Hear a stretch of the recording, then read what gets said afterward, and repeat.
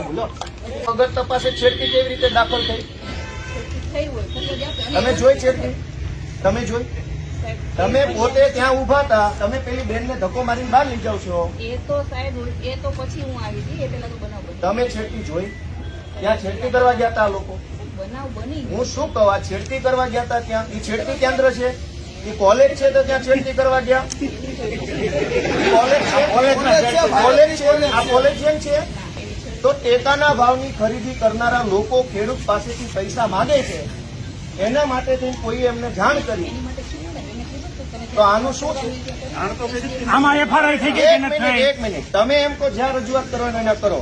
પ્રાંત અધિકારીને 18, 19, 20 તારીખે 3 વખત રજૂઆત કરી. આરએસસી કલેક્ટરને 18 ને 22 તારીખે 2 વાર રજૂઆત કરી. કલેક્ટર સાહેબને 24 તારીખે મેં રજૂઆત કરી.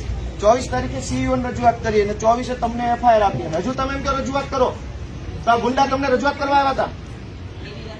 બેન, ભગવાનથી ડરો, ભગવાનથી ડરો. તો ધીમે એટલે પણ હું કઈ ખાઈ ગયો?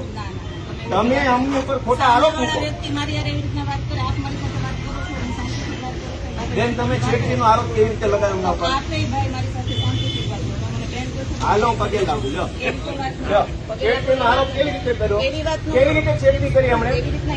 નહીં, કેવી રીતે છેડતી કરી હમણે? છેડતી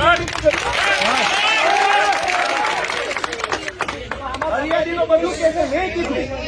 હું પગે લાગુ તમને. લો પગે લાગુ. લો છેડતી કેવી રીતે કરી દે?